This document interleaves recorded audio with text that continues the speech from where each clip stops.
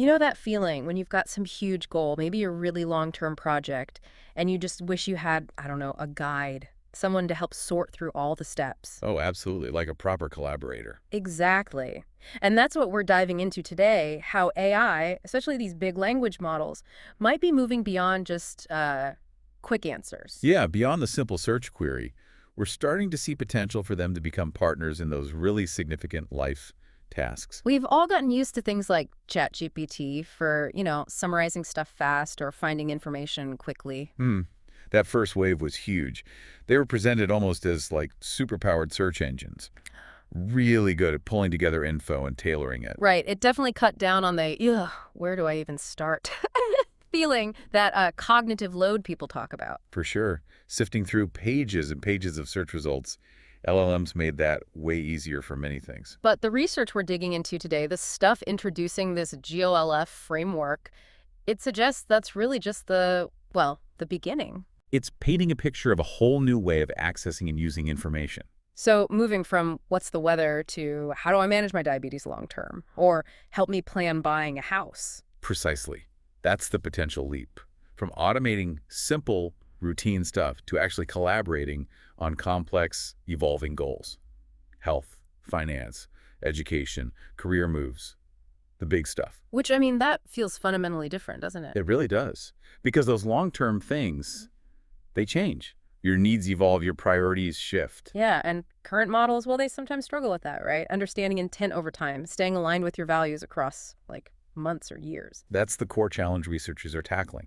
How do we get these AI systems to genuinely support us through those long, winding journeys, those big life decisions? Okay, so that brings us to this GOLF framework. What's the big idea there? Well, GOLX stands for Goal-Oriented Long-Term Life Tasks. And the researchers use this neat analogy. Picture playing golf. Okay, like on a course? Exactly. You're the golfer. Your big long-term objective, that's the hole you're aiming for. And the AI. The AI is kind of like your caddy and your strategy consultant rolled into one. The prompts you give it, the interactions, those are like choosing your clubs, planning your shots, Yeah. navigating the fairway, maybe avoiding the rough. Huh, okay, I like that. It captures the idea of strategy and adapting as you go. It's iterative. Yeah. And the framework itself, well, it breaks down those big goals. It's not just one monolithic task. What do you mean? Think of a hierarchy. You have the main activity like, say, improve my health. Then you break that down into tasks like start exercising regularly or eat healthier. Got it. And then those tasks break down further into subtasks. Things like find a nearby gym, research healthy recipes, schedule workout times. It covers information gathering, decision-making, even planning physical actions. So it's structured. It's not just throwing the big goal at the AI and hoping for the best. Exactly. And the real engine behind it is actually a system of multiple AI agents working together. Ah, okay, like a team. Who's on the team? So first up, you've got an initial planner. Yeah. You give it your big goal, and it sketches out a sort of high-level abstract plan. The overall strategy, maybe. Kind of. Yeah. Then there's a step planner. This one looks at the big plan and where you are right now and figures out, okay, what's the very next activity we need to focus on? Makes sense. Keep it manageable. Then that specific activity gets passed to task-specific agents. There's one agent that's really good at finding information. Another specializes in helping you make decisions, weigh pros and cons. Okay. And there's even one designed to help with tasks that involve, actual physical actions, maybe scheduling or reminding. Right. And crucially, there's an evaluator agent kind of overseeing things, tracking progress. Wow. Okay, so it's like delegating within the AI itself. That's a good way to put it. The idea is that different agents might have different strengths, maybe even be based on different underlying models optimized for their specific job. So going back to my get in shape goal, the initial planner lays out cardio, strength, diet. The step planner says, okay, focus on thinking a workout routine first. The info agent finds options. Right.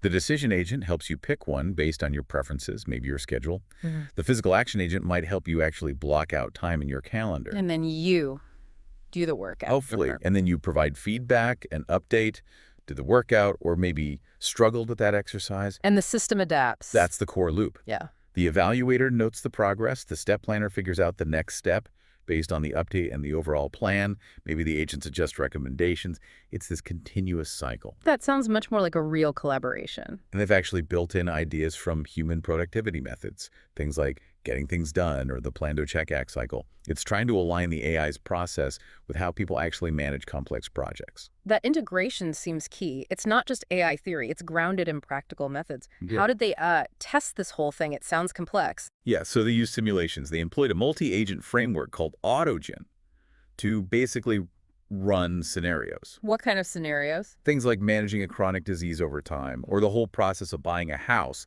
which involves tons of steps, right? Information gathering, decision-making, paperwork. Definitely long-term and complex. And they simulated the user, too.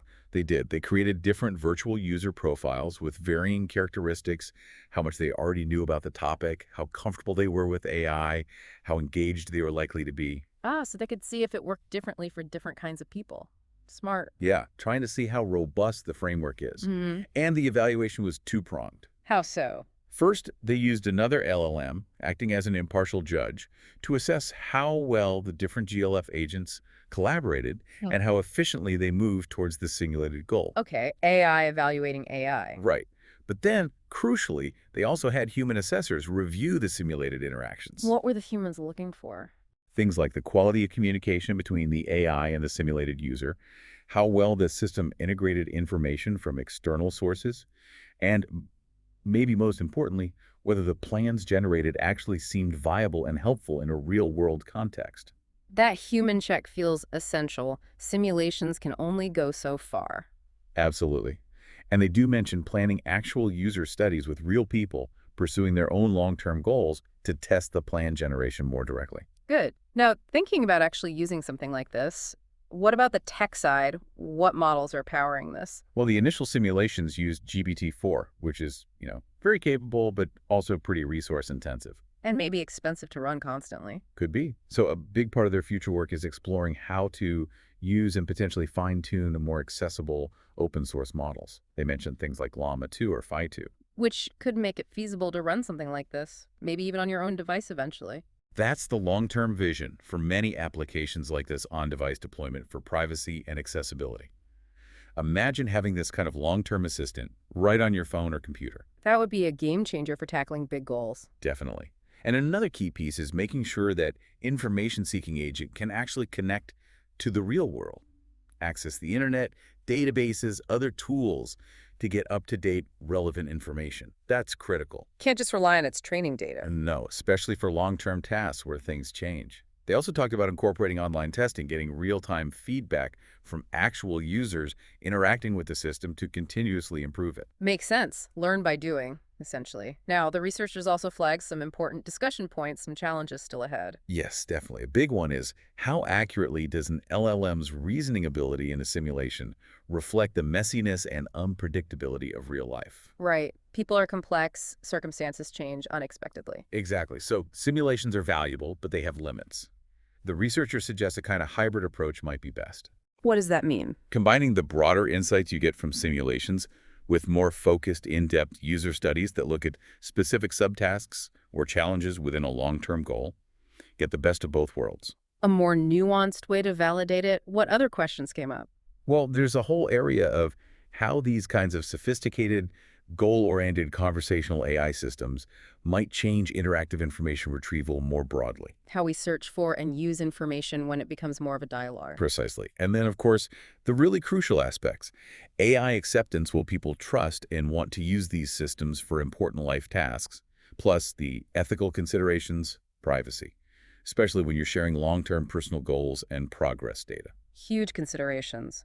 We're not just talking about a fancy search engine anymore. It's potentially a very intimate digital partner. That's the crux of it.